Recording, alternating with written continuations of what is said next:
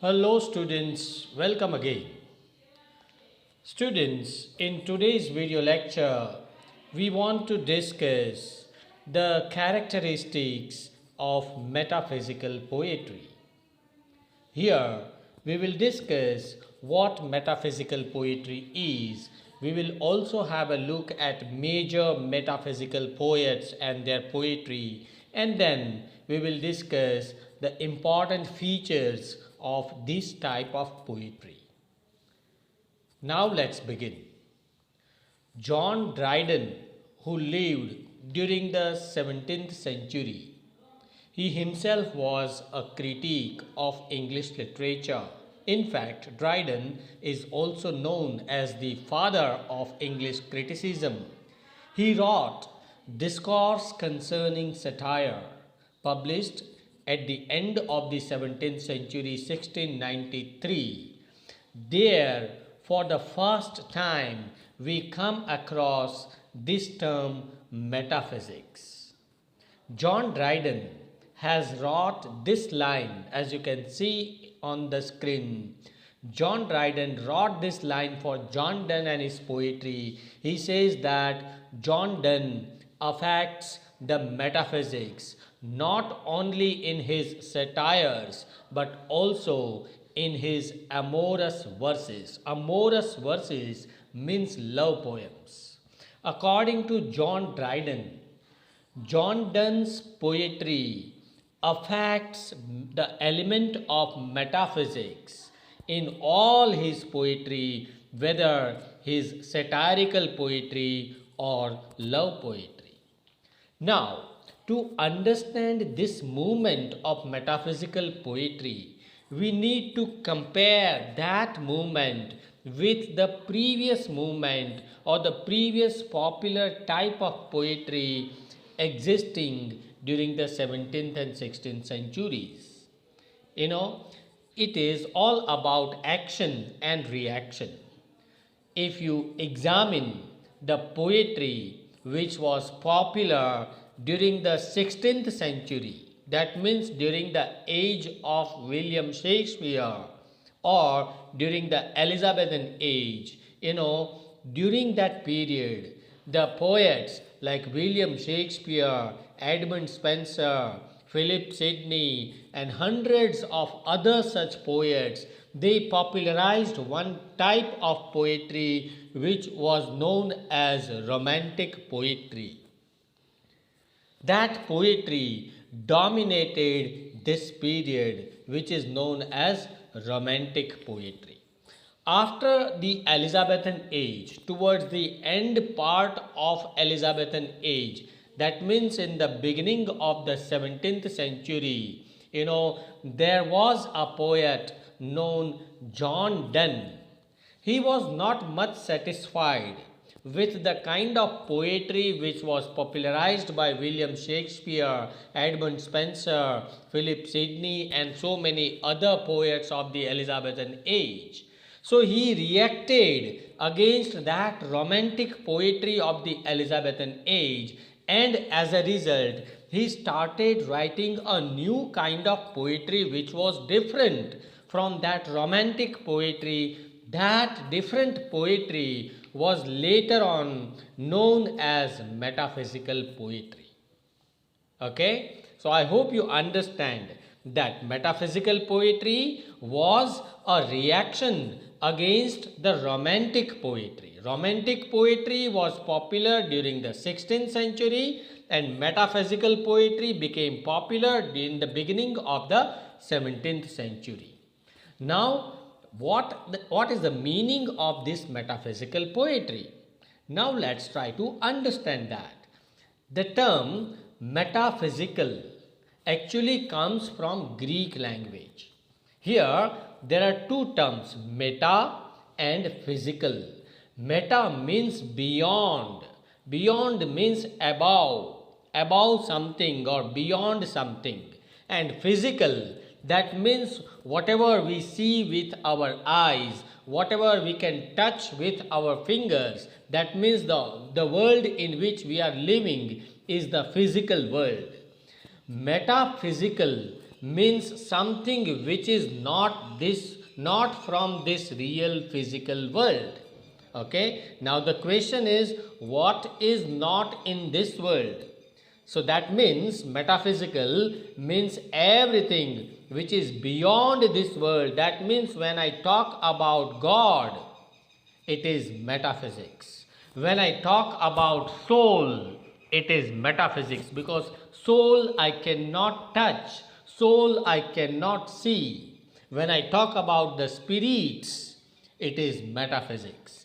These metaphysical poets of the 17th century, they presented the subject matter of God, of souls, of union of souls, of spirits, and so on. And that is the reason why John Dryden and Dr. Samuel Johnson call this poetry as metaphysical poetry.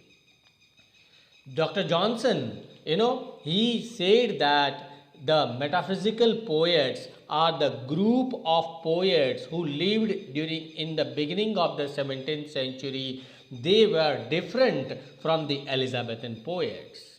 So this group of the 17th century, they wrote a different kind of poetry which was highly philosophical, highly spiritual by nature, and that's why they stand apart from all other poets, and that's why we call them metaphysical poets. Now the question is, who were the major metaphysical poets of the 17th century? As you can see on the screen, John Donne was the leader of this movement. He was the pioneer of metaphysical poetry. Along with John Donne, we have George Herbert, we have Andrew Marvell, Richard Crashaw, Henry Vaughan, Abraham Cowley, and so many other poets who popularized this new kind of poetry, who reacted against the Elizabethan poetry. Now the question is, what are the features or characteristics or elements of this metaphysical poetry? There are 5 important features of metaphysical poetry which we are going to discuss one by one in this video lecture. Number 1 is display of learning. Display means to make a show, right? Sometimes we make a show on some occasions. These poets, metaphysical poets of the 17th century like John Donne, George Herbert, Andrew Marvell, and so many others, they were the highly learned people. They were not the common man and women, right? They were highly learned poets, and they started to make show and pomp of their knowledge which they have received and gathered all throughout their lives. They tried to make a show of their knowledge, the show of their wisdom about the ancient scriptures. That is why, their poetry is known as learned poetry. That is why that poetry becomes obscure for the common readers. Obscure means it becomes very difficult for a common reader to understand their poetry. Why? Because their poetry is learned poetry. They used many references to some ancient works, ancient scriptures. They made references to the Bible, to some Greek literature, ancient Greek and Latin literature. Not only this, when we read their poetry, we have so many Latin words and Latin phrases which makes that poetry difficult for the common reader to understand. So that is the first feature of metaphysical poetry. Another feature is intellectualism. Intellectualism means it appeals to the intellect of the readers. Generally, poetry appeals our heart, our emotions. If you read Elizabethan poetry of William Shakespeare, Edmund Spenser, it appeals our emotions. It appeals our heart. But as I told you in the beginning, metaphysical poetry was a reaction against that Elizabethan poetry, romantic poetry, and that's why they wanted to write something different. So that's why metaphysical poetry, it appeals to the intellect more than the heart. Okay, it appeals to the mind and thoughts of the readers. This poetry is full of philosophical ideas, spiritual ideas, and so many contrasting, complex comparisons are presented, and that is the reason why you have to apply your brain, you have to apply your intellect to understand those complex comparisons. Take this example, this poem, The Flea. This is the title of the poem, The Flea, written by Donne. Here he has compared his love, union of souls, okay, his love with a flea. Flea means a fly, which is an insect. Now this is something very complex comparison. Mark but this flea, and mark in this how little that which thou deniest me is it sucked me first, and now it sucks thee, and in this flea our two bloods mingled be. According to John Donne, the flea, the insect, is the symbol of his love, symbol of his union of these two souls, his own soul and the soul of his beloved. He says that the bee bites me first and the bee bites you then. So as a result, this bee, within this bee, there is the blood of myself and the blood of you also. There is a union of these two bodies, which becomes the bee, which becomes this flea or fly. Okay, so this complex comparison is presented. To understand this comparison, you have to use your intellect, and that's why this metaphysical poetry, we can say, is full of intellectualism.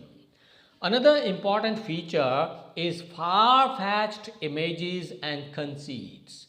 These metaphysical poets, they used far-fetched images. They compared, as I told you, they compared incomparable objects. They tried to bring the images from very odd areas of agriculture. Sometimes they compare love, taking the objects from mechanical engineering, which is very much surprising.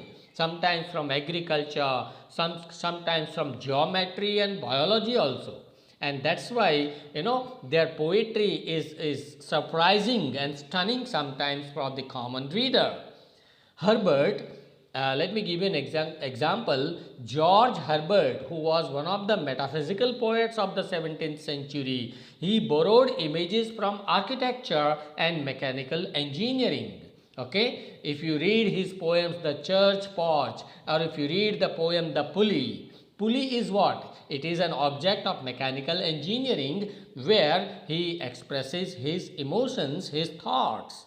Okay, so here they are incomparable things are presented, complex ideas are put together using conceits. Okay, the best example is to his coy mistress, written by Andrew Marvell. In that poem also, Andrew Marvell uses mathematics in poetry. John Donne has also made use of so many conceits. If you read his poem The Sun Rising, here the poet John Donne personifies the sun to be an intruder in his bedroom. He starts rebuking, he starts quarreling with the sun. He says that busy old fool, unruly sun. He scolds the sun and he calls the sun as the fool who disturbs him in the morning.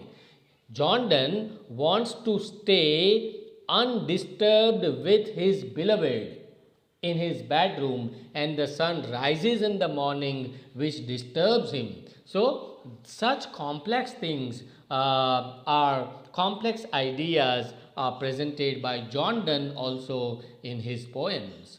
Another important feature is mysticism, okay, or sometimes religious thoughts are presented by these metaphysical poets. John Donne has written some religious songs also, which are full of metaphysics, which are full of mysticism, which are full of religious thoughts. And George Herbert, Richard Crashaw, they all wrote hundreds of poems in which they start talking with God.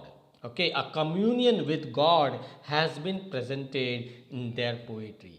They believed that spiritual alone is the real world. This world in which we are living, this real world, is actually not real. They did not believe this. They believed in the spiritual world of God, and that's why their poetry is full of such mystic spiritual ideas. And that's why they used so many difficult symbols to express mysticism in their poetry, and that's why we can say that metaphysical poetry is highly symbolic poetry because of mysticism. And the last topic, the fifth topic, is poetic style. The style of all these metaphysical poets, that was very obscure. Obscure means difficult to understand. Why? Because the thoughts are presented and treated in a difficult manner, using intellect, using wit and satire. But still, one thing is interesting, their all poetry is full of melody. Highly melodious lyrics and songs are written by these metaphysical poets. They used very difficult language, verbosity. Okay, metaphysical poetry is full of verbosity, that means difficult language, but still, when you understand, when you apply your intellect, it becomes clear at the end of the day. Symbols and conceits, they are used by these poets. Complex ideas are put together, incomparable things are compared together. And that is the reason why the style of these metaphysical poetry, poetic style of these metaphysical poets become difficult for the common reader to understand. However, one thing is very important to note here, that each metaphysical poet of the 17th century, they developed their own different style. You cannot compare John Donne's style with Herbert's style. You cannot compare Herbert's style with Andrew Marvell's style. They all have developed their own new style, which is different from Elizabethan poets. If you read Elizabethan poetry, you find common things, common poetic style used by all Elizabethan poets. And that's why, these poets are different. Their poetry is different from other poets of the same group, metaphysical poets. And that's why a critic has rightly said that you cannot distinguish the poetry of John Donne from the poetry of Herbert, and you cannot distinguish Herbert's poetry from Crashaw's poetry, and so on. Okay, now let's come to the conclusion. At the end, we can say that metaphysical poetry, number one, was a reaction against the Elizabethan romantic poetry of the 16th century. Metaphysical poetry appeals our intellect, appeals our wit and satire. Metaphysical poetry is highly learned by is written by highly learned poets, and that's why they make pomp and show of their wisdom, of their knowledge in their poetry. The language is difficult to understand, but important thing is that it is full of melody, music and songs. And at the end, you can say that the subject matter of metaphysical poetry is full of mysticism, highly philosophical and spiritual thoughts are presented by these poets. So, here we come to the end of this discussion. If you have any doubts or questions, do write to me in the comment section of this channel. And if you really like this video, please share it among all your friends and classmates. Thank you very much.